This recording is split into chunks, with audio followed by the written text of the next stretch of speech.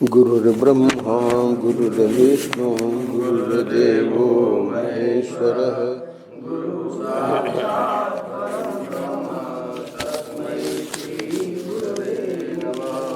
रामं रामानुजं सीतां भरतं भरतानुजं सुग्रीवं वायुसूनुं च प्रणमामि पुनः पुनः। नमोऽस्तु रामाय सलक्ष्मणाय देव्यै च तस्यै जनकात्मजायै। नमोऽस्तु रुद्रेन्द्रयमानिलेभ्यो नमोऽस्तु चन्द्रार्कमरुद्गणेभ्यः।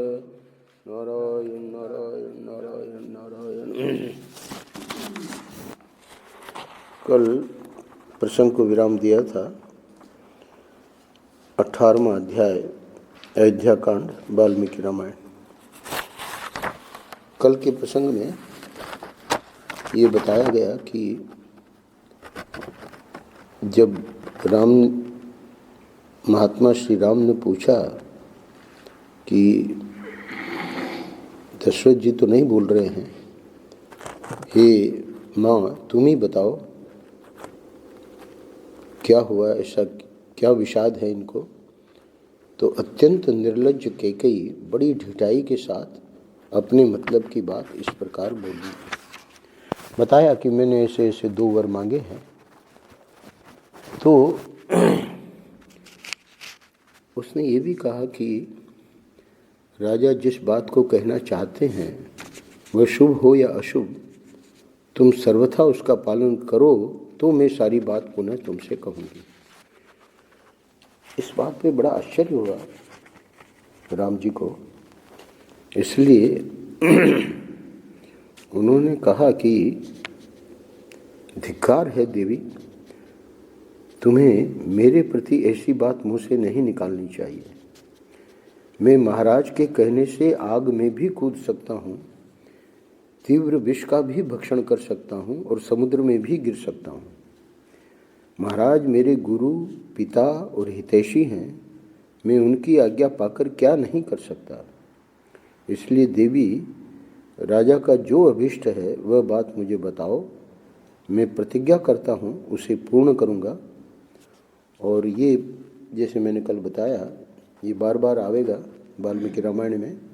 रामो द्विर ना भी भाषते, राम 2 तरह की बात नहीं करते हैं। संसारी लोग 2 तरह की बात करते हैं, पर ये राम का विशेष है कि कभी भी 2 तरह की बात नहीं करते।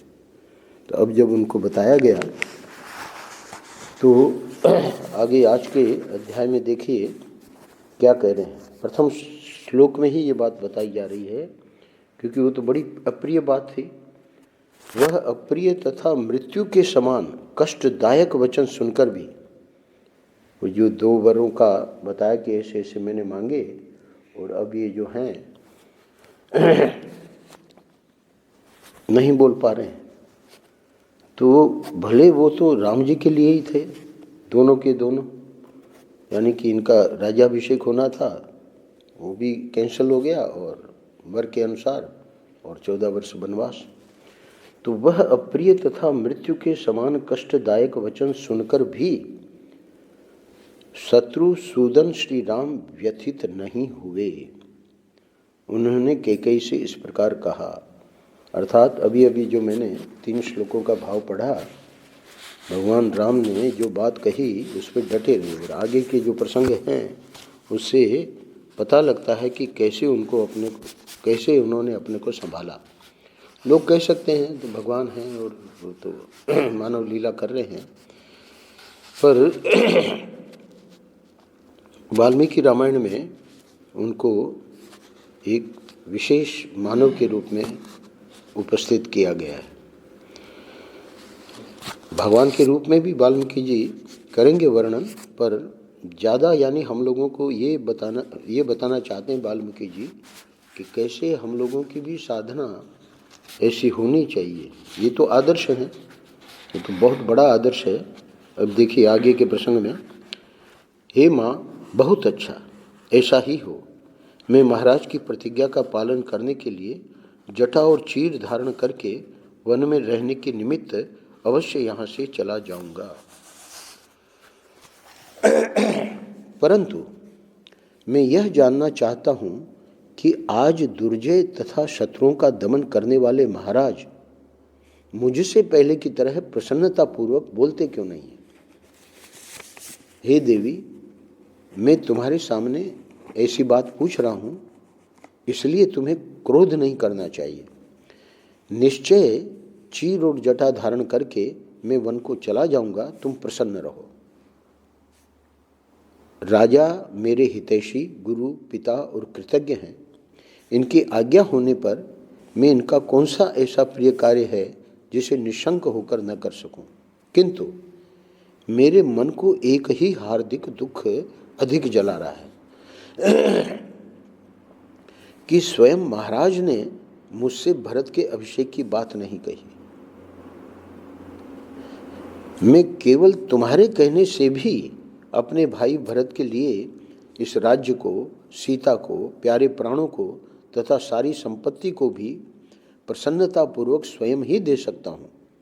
फिर यदि स्वयं महाराज मेरे पिताजी आज्ञा दें और वह भी तुम्हारा प्रिय कार्य करने के लिए, तो मैं प्रतिज्ञा का पालन करते हुए उस कार्य को क्यों नहीं करूँगा, यानी अवश्य करूँगा। तुम मेरी ओर से विश्वास दिलाकर इन लज्जाशील महाराज को आश्वासन दो। अब चूंकि महाराज तो बोल ही नहीं रहे हैं, बिल्कुल मौन हैं, आंसू बहा रहे हैं, तो अब भगवान राम कह रहे हैं कि तुम इतना कर दो, मेरी ओर से विश्वास दिलाकर इन लज्जाशील महाराज को आश्वासन दो। ये पृथ्वीनाथ पृथ्वी की ओर दृष्टि किए धीरे धीरे आंसू क्यों बहा रहे हैं? आज ही महाराज की आज्ञा से दूत शीघ्रगामी घोड़ों पर सवार होकर भरत को मामा के यहाँ से बुलाने के लिए चले जाए। मैं अभी पिता की बात पर कोई विचार न करके 14 वर्षों तक वन में रहने के लिए तुरंत दंडकारण्य को चला ही जाता हूँ। अब हम लोग कल्पना कर सकते हैं कैकेयी कितनी प्रसन्न हुई होगी। श्री राम की वह बात सुनकर कैकेयी बहुत प्रसन्न हुई। उसे विश्वास हो गया कि ये वन को चले जाएंगे। अतः श्री राम को जल्दी जाने की प्रेरणा देती हुई वह बोली, तुम ठीक कहते हो, ऐसा ही होना चाहिए। भरत को मामा के यहाँ से बुला लाने के लिए दूत लोग शीघ्रगामी घोड़ों पर सवार होकर अवश्य जाएंगे। परंतु राम, कहीं ऐसा न हो कि भाई ये रुक जावे, वो आवे और फिर राज्याभिषेक हो। परंतु राम, तुम वन में जाने के लिए स्वयं ही उत्सुक जान पड़ते हो, अतः तुम्हारा विलंब करना मैं ठीक नहीं समझती। वो आते रहेंगे, अपना अभिषेक होता रहेगा, पर जितना शीघ्र संभव हो तुम्हें यहाँ से वन को चल देना चाहिए। हे नरश्रेष्ठ, राजा लज्जित होने के कारण जो स्वयं तुमसे नहीं कहते हैं, ये कोई विचारणीय बात नहीं है, क्योंकि इन्होंने कहा कि स्वयं महाराज ने मुझसे भरत के अभिषेक की बात नहीं कही, इसका हार्दिक दुख है मुझे और वो मुझे जला रहा है। तो उसके लिए अब ये कह रही है कि वो कोई विचारणीय बात नहीं है, मतलब तुम यहाँ से निकलो जल्दी से जल्दी, अतः इसका दुख तुम अपने मन से निकाल दो। हे श्री राम, तुम जब तक अत्यंत उतावली के साथ इस नगर से वन को नहीं चले जाते, तब तक तुम्हारे पिता स्नान अथवा भोजन नहीं करेंगे। ये एक और बात कह दी अपने मन से ही, है तो बहुत ही गजब की वो। अब कैकेयी की यह बात सुनकर शोक में डूबे हुए राजा अब कब तक चुप रहे हैं, तो फिर भी उनसे बोला तो नहीं गया। शोक में डूबे हुए राजा दशरथ लंबी सांस खींचकर बोले, धिक्कार है, हाय, बड़ा कष्ट होगा। और इतना कहकर वे मूर्छित हो उस सुवर्ण भूषित पलंग पर गिर पड़े। पलंग के ऊपर ही बैठे थे, तो बैठे बैठे गिर पड़े पलंग पे। उस समय श्री राम ने राजा को उठाकर बैठा दिया और कैकेयी से प्रेरित हो कोड़े की चोट खाए हुए घोड़े की भांति वे शीघ्रतापूर्वक वन को जाने के लिए उतावले हो उठे। अनार्या कैकेयी के उस अप्रिय एवं दारुण वचन को सुनकर भी श्री राम के मन में व्यथा नहीं हुई। वे कैकेयी से बोले, हे देवी, मैं धन का उपासक होकर संसार में नहीं रहना चाहता। तुम विश्वास रखो, मैंने भी ऋषियों की ही भांति निर्मल धर्म का आश्रय ले रखा है। पूज्य पिताजी का जो भी प्रिय कार्य मैं कर सकता हूँ उसे प्राण देकर भी करूँगा। तुम उसे सर्वथा मेरे द्वारा हुआ ही समझो। पिता की सेवा अथवा उनकी आज्ञा का पालन करना जैसा महत्वपूर्ण धर्म है, उससे बढ़कर संसार में दूसरा कोई धर्माचरण नहीं है। वेद में आया है, मातृदेवो भव पितृदेवो भव। माँ ईश्वर है, पिता ईश्वर है, और तीसरा आचार्य देवो भव। जो गुरु हैं वो ईश्वर है, और बाद में अतिथि देवो भव। तो यहाँ भगवान कह रहे हैं कि पिता की सेवा अथवा उनकी आज्ञा का पालन करना जैसा महत्वपूर्ण धर्म है, उससे बढ़कर संसार में दूसरा कोई धर्माचरण नहीं है। राम ने माँ नहीं कहा कैकेयी को, कहीं राम ने माँ नहीं कहा कैकेयी को, कैकेयी को माँ कह करके संबोधित नहीं किया। देवी देवी देवी देवी, अभी तक तो देवी आ रही है, अभी आगे कैकेयी बोलेंगे, नाम से भी बोलेंगे। कह रहे हैं, यद्यपि पूज्य पिताजी ने, हाँ वो मतलब मातृदेवो भव में कैकेयी माँ है, तो यहाँ ये भी वाल्मीकि रामायण हमको सिखा रही है कि माँ को भी अपने धर्म में स्थित रहना पड़ेगा, तब वो माँ ईश्वर है। अगर माँ जो है वो अगर इस प्रकार से पतन उसका हो गया है, तो उस माँ के लिए वेद भगवान नहीं कह रहे हैं कि वो माँ ईश्वर है। वो माँ भाव से भले मान लो, क्योंकि अभी आगे तो भरत जी उसको कोसेंगे। यद्यपि पूज्य पिताजी ने स्वयं मुझसे नहीं कहा है, तथापि मैं तुम्हारे ही कहने से 14 वर्षों तक इस भूतल पर निर्जन वन में निवास करूँगा। हे कैकेयी, तुम्हारा मुझ पर पूरा अधिकार है, मैं तुम्हारी प्रत्येक आज्ञा का पालन कर सकता हूँ।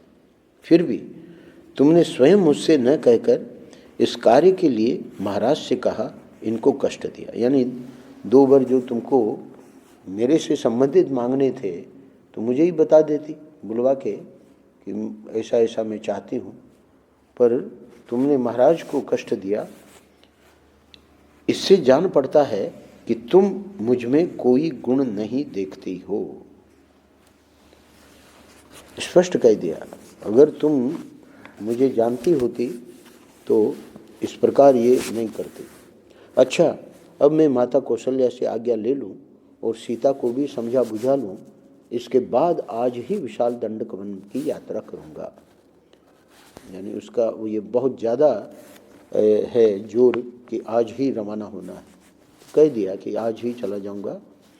तुम ऐसा प्रयत्न करना जिससे भरत इस राज्य का पालन और पिताजी की सेवा करते रहें, क्योंकि यही सनातन धर्म है।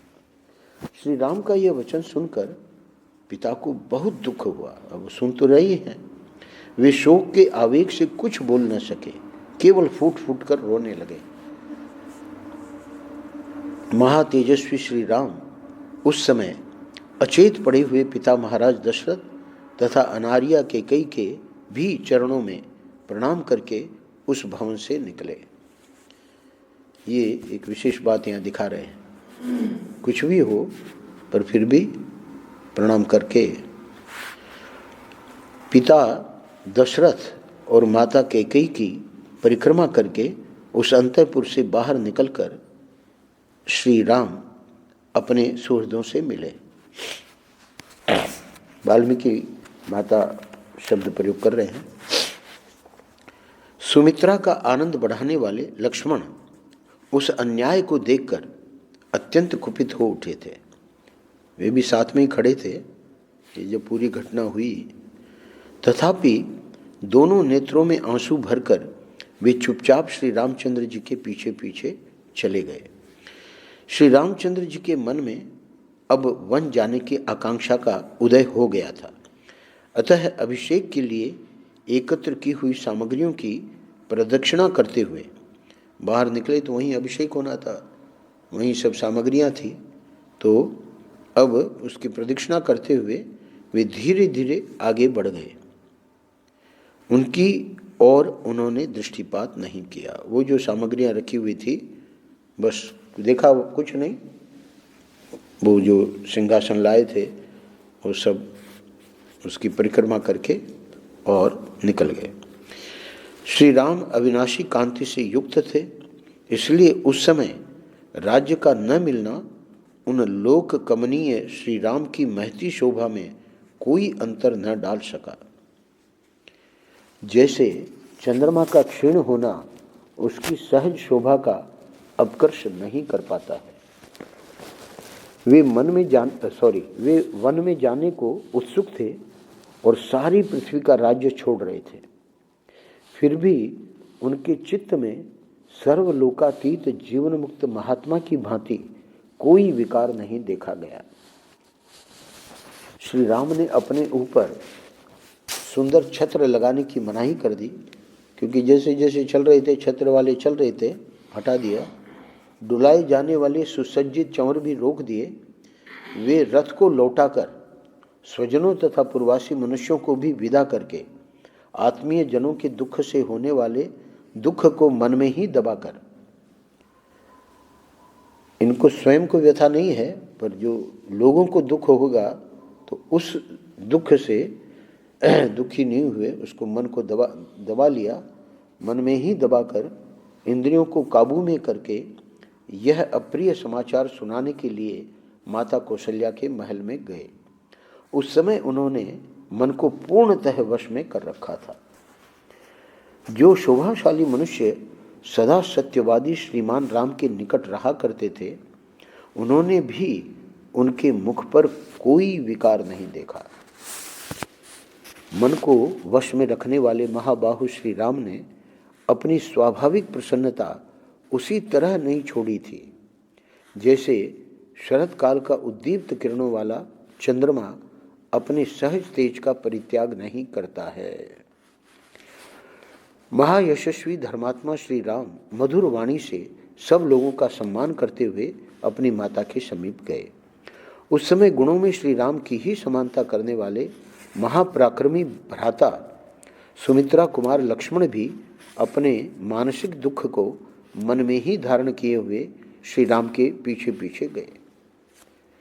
अत्यंत आनंद से भरे हुए उस भवन में प्रवेश करके लौकिक दृष्टि से अपने अभीष्ट अर्थ का विनाश हुआ देखकर भी हितैषी सुहृदों के प्राणों पर संकट आ जाने की आशंका से श्री राम ने यहाँ अपने मुख पर कोई विकार नहीं प्रकट होने दिया। अब चूंकि माँ के पास पहुँचे हैं तो समझो कि प्रसन्नता नहीं है, विषाद है, इस प्रकार का कोई भाव आ जाए तो बिल्कुल नहीं आने दिया। अगले अध्याय में पालगुंगी जी वर्णन कर रहे हैं। उधर पुरुष सिंह श्री राम हाथ जोड़े हुए जो ही कैकेयी के महल से बाहर निकलने लगे, त्यों ही अंतःपुर में रहने वाली राज महिलाओं का महान आर्तनाद प्रकट हुआ। तो ये कैसे क्या हुआ इसका वर्णन तो नहीं है, पर कैकेयी के महल से निकल गए हैं। लोग देख रहे हैं कि जो सामग्री है राज्याभिषेक की उसकी परिक्रमा कर दी है, उसकी ओर देखा तक नहीं। छत्र हटवा दिया, चमर हटवा दिया, रथ को भी नहीं लिया, रथ पर भी नहीं बैठे। तो अब वो कैकेयी के भवन में मंथरा ने जो भी कुछ किया तो वहाँ जो राम के प्रेमी थे तो उनका आर्तनाद प्रकट हुआ, राज महिलाओं का महान आर्तनाद प्रकट हुआ। वे कह रही थी, हाय जो पिता के आज्ञा न देने पर भी समस्त अंतःपुर के आवश्यक कार्यों में स्वतः संलग्न रहते थे, जो हम लोगों के सहारे और रक्षक थे, वे श्री राम आज वन को चले जाएंगे। इसका अर्थ है कि कैकेयी भवन में मंथरा द्वारा ये बात पता लग गई थी और आगे की क्रियाओं द्वारा भी। तो इसलिए वाल्मीकि जी वर्णन कर रहे हैं कि वे रघुनाथ जी जन्म से ही अपनी माता कौशल्या के प्रति सदा जैसा बर्ताव करते थे वैसा ही हमारे साथ भी करते थे। कौन कह रहे हैं? कैकेयी भवन की राज महिलाएं, जो कठोर बात कह देने पर भी कुपित नहीं होते थे, दूसरों के मन में क्रोध उत्पन्न करने वाली बातें नहीं बोलते थे, तथा जो सभी रूठे हुए व्यक्तियों को मना लिया करते थे, वे ही श्री राम आज यहाँ से वन को चले जाएंगे। बड़े खेद की बात है कि हमारे महाराज की बुद्धि मारी गई। ये इस समय संपूर्ण जीव जगत का विनाश करने पर तुले हुए हैं, तभी तो ये समस्त प्राणियों के जीवनाधार श्री राम का परित्याग कर रहे हैं। इस प्रकार समस्त रानियां अपने पति को कोसने लगीं और बछड़ों से बिछड़ी हुई गौओं की तरह उच्च स्वर से क्रंदन करने लगी। यानी इससे तीन तो मुख्य थी ही, कौशल्या, सुमित्रा, कैकेयी, उसके अतिरिक्त महाराज दशरथ की बहुत सारी रानियां थीं, तो वो सब क्रंदन कर रही हैं। अंतःपुर का, यानी ये कैकेयी के भवन की बात है, अंतःपुर का वह भयंकर आर्तनाद सुनकर महाराज दशरथ ने पुत्र शोक से संतप्त हो लज्जा के मारे बिछोने में ही अपने को छिपा लिया। इधर जितेंद्रिय श्री रामचंद्र जी स्वजनों के दुख से अधिक खिन्न होकर हाथी के समान लंबी सांस खींचते हुए भाई लक्ष्मण के साथ माता के अंतःपुर में गए। हृदय के दुख को दिखा रहे हैं। वहाँ उन्होंने उस घर के दरवाजे पर एक परम पूजित, और वो अपने लिए नहीं, लोगों के दुख से दुख, जो गीता में भगवान ने कहा 6ठे अध्याय में कि जैसे हमको दुख होता है किसी घटना से, तो ये लोगों में दिखाई दे रहा है कि वो सब हटा दिया, छत्र हटा दिया और ये सब, तो उसका थोड़ा भगवान को, बाकी बाहर कोई विकार प्रकट नहीं होने दिया। वहाँ उन्होंने उस घर के दरवाजे पर एक परम पूजित वृद्ध पुरुष को बैठा हुआ देखा और दूसरे भी बहुत से मनुष्य वहाँ खड़े दिखाई दिए। वे सब के सब विजयी वीरों में श्रेष्ठ रघुनंदन श्री राम को देखते ही जय जयकार करते हुए उनकी सेवा में उपस्थित हुए और उन्हें बधाई देने लगे। किसी को कुछ नहीं मालूम है, और अब जब भगवान राम आए हैं कौशल्या जी के भवन में, मतलब अभी पहुंचेंगे, तो उसके सब जमा हुआ है, सर्वत्र लोग हैं, तो बधाई दे रहे हैं। पहली ड्योढ़ी पार करके जब वे दूसरी में पहुंचे, तब वहाँ उन्हें राजा के द्वारा सम्मानित बहुत से वेदज ब्राह्मण दिखाई दिए। जैसे अपना मेन गेट है, फिर उसके बाद मंदिर का दूसरा ड्योढ़ी है, फिर ये तीसरी ड्योढ़ी है, तो वहाँ राजभवनों में एक के बाद एक वो ड्योढ़ी पार कर रहे हैं। उन वृद्ध ब्राह्मणों को प्रणाम करके श्री रामचंद्र जी जब तीसरी ड्योढ़ी में पहुँचे, तब वहाँ उन्हें द्वार रक्षा के कार्य में लगी हुई बहुत सी नव वयस्का एवं वृद्ध अवस्था वाली स्त्रियां दिखाई दी। उन्हें देखकर उन स्त्रियों को बड़ा हर्ष हुआ।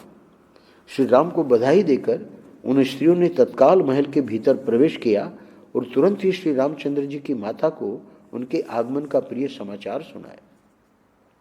उस समय देवी, अब ये वर्णन कर रहे हैं कि माता जी उस समय क्या कर रही थी। उस समय देवी कौशल्या पुत्र की मंगल कामना से रात भर जागकर सवेरे एकाग्र चित्त हो भगवान विष्णु की पूजा कर रही थी। वे रेशमी वस्त्र पहनकर बड़ी प्रसन्नता के साथ निरंतर व्रत परायण होकर मंगल कृत्य पूर्ण करने के पश्चात मंत्रोच्चारण पूर्वक उस समय अग्नि में आहुति दे रही थी। पंडित लोग करवा रहे थे यज्ञ, और अब ये आहुति हो रही है। उसी समय श्री राम ने माता के शुभ अंतःपुर में प्रवेश करके वहाँ माता को देखा। वे अग्नि में हवन करा रही थी। रघुनंदन ने देखा तो वहाँ देव कार्य के लिए बहुत सी सामग्री संग्रह करके रखी हुई है, उसका वर्णन किया है। और आगे के श्लोक में उत्तम कांति वाली माता कौशल्या सफ़ेद रंग की रेशमी साड़ी पहने हुए थी। वे व्रत के अनुष्ठान से दुर्बल हो गई थी और इष्ट देवता का तर्पण कर रही थी। इस अवस्था में श्री राम ने उन्हें देखा।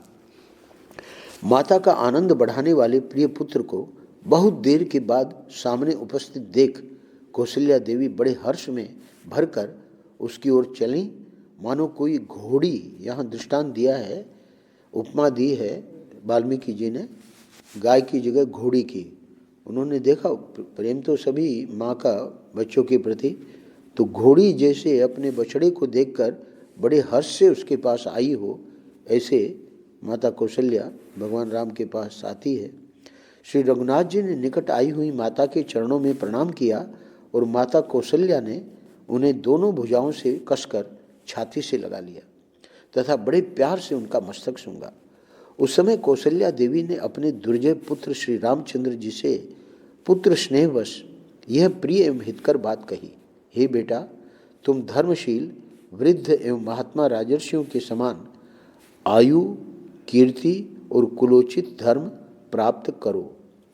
आशीर्वाद दिया, हे रघुनंदन, अब तुम जाकर अपने सत्य प्रतिज्ञ पिता राजा का दर्शन करो। अब वो राम जी अपने भवन से वहाँ गए हैं सुमंत्र के कहने से, और वहाँ से कौशल्या के पास आए हैं। कौशल्या को कुछ भी पता नहीं है, तो वो सोच रही है कि मेरा आशीर्वाद लेके अब ये राज्याभिषेक के लिए, तो इसलिए कह रही है कि अब तुम जाकर अपने सत्य प्रतिज्ञ पिता राजा का दर्शन करो। वे धर्मात्मा नरेश आज ही तुम्हारा युवराज के पद पर अभिषेक करेंगे। यह कहकर माता ने उन्हें बैठने के लिए आसन दिया और भोजन करने को कहा। भोजन के लिए निमंत्रित होकर श्री राम ने उस आसन का स्पर्श मात्र कर लिया। फिर वे अंजलि फैलाकर माता से कुछ कहने को उद्यत हुए। आसन पर बैठे नहीं, बड़ा कीमती आसन था। वे स्वभाव से ही विनयशील थे तथा माता के गौरव से भी उनके सामने नतमस्तक हो गए थे। उन्हें दंडकारण्य को प्रस्थान करना था, अतः वे उसके लिए आज्ञा लेने का उपक्रम करने लगे। उन्होंने कहा, हे देवी, निश्चय ही तुम्हें मालूम नहीं है, तुम्हारे ऊपर महान भय उपस्थित हो गया है। इस समय मैं जो बात कहने जा रहा हूँ उसे सुनकर तुमको सीता को और लक्ष्मण को भी दुख होगा, तथापि कहूँगा। अब तो मैं दंडकारण्य में जाऊँगा, अतः ऐसे बहुमूल्य आसन की मुझे क्या आवश्यकता है। अब मेरे लिए यह कुश की चटाई पर बैठने का समय आया है। मैं राजभोग्य वस्तु का त्याग करके मुनि की भांति कंद मूल और फलों से जीवन निर्वाह करता हुआ 14 वर्षों तक निर्जन वन में निवास करूंगा। महाराज युवराज का पद भरत को दे रहे हैं और मुझे तपस्वी बनाकर दंडकारण्य में भेज रहे हैं, अतः 14 वर्षों तक निर्जन वन में रहूंगा और जंगल में सुलभ होने वाले वलकल आदि को धारण करके फलमूल के आहार से ही जीवन निर्वाह करता रहूंगा।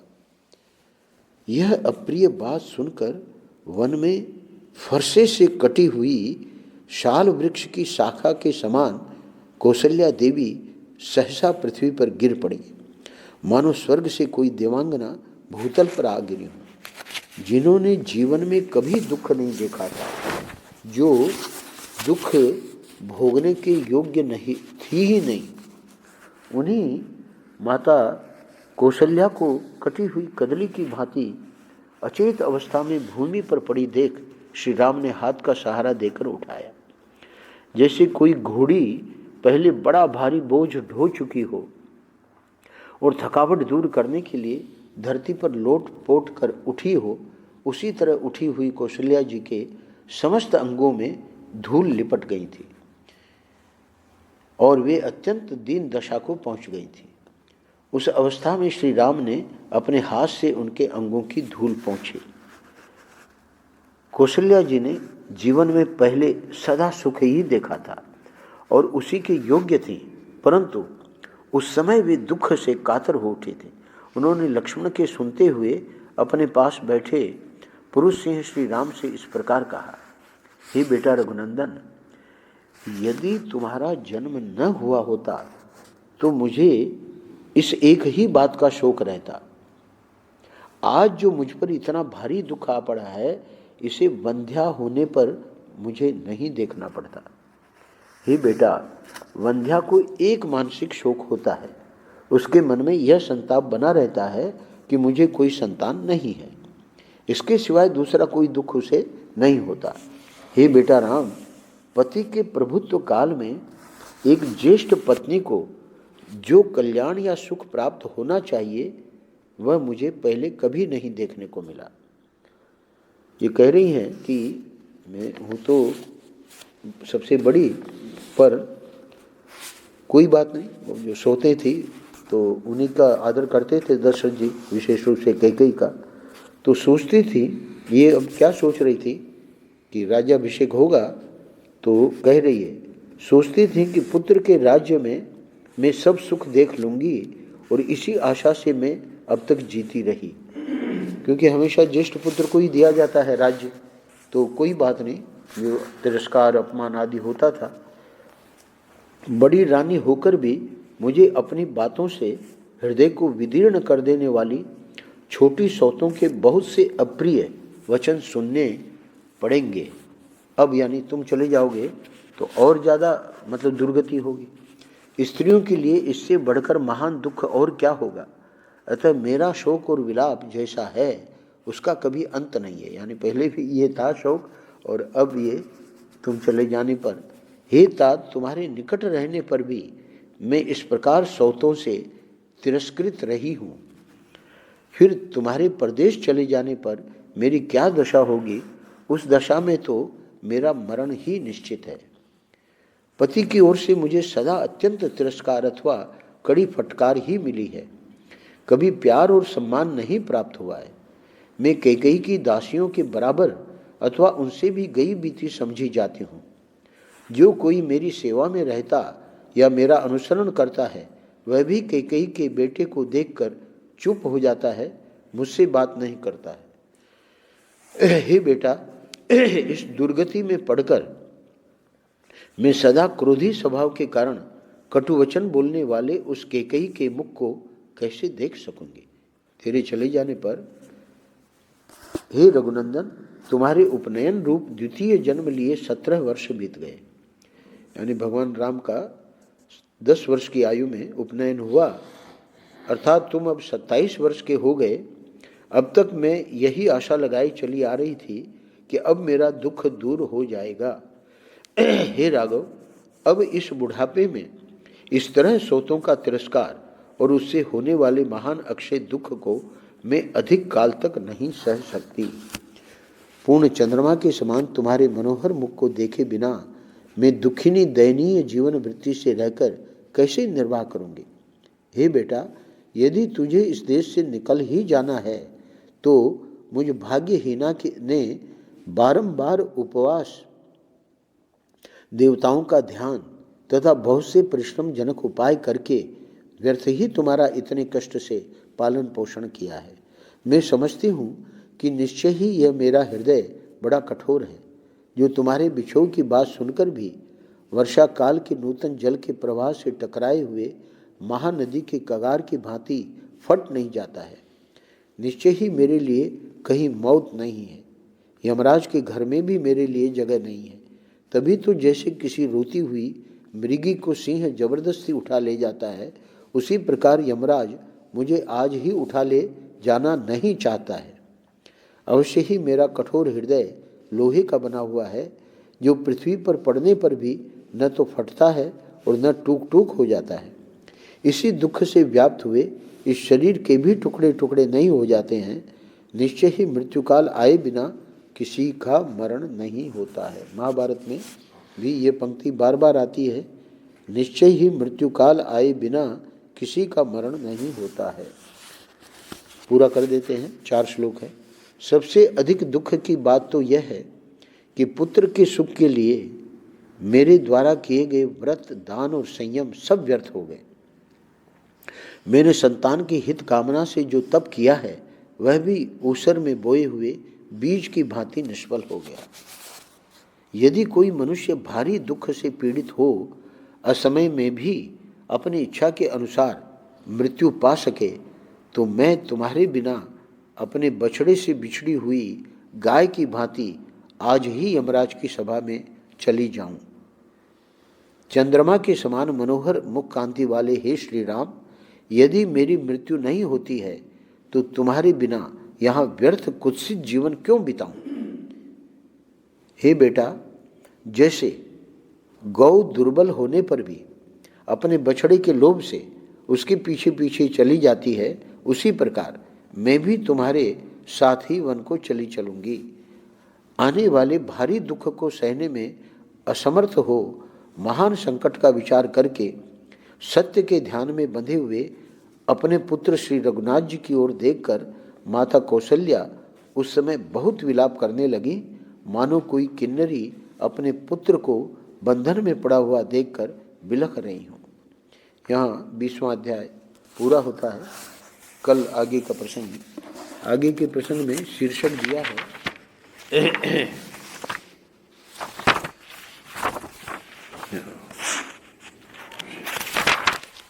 लक्ष्मण का रोष, उनका श्री राम को बलपूर्वक राज्य पर अधिकार कर लेने के लिए प्रेरित करना तथा श्री राम का पिता की आज्ञा के पालन को ही धर्म बताकर माता और लक्ष्मण को समझाना। अब ये सब वही होगा माता के सामने। नारायण नारायण नारायण नारायण।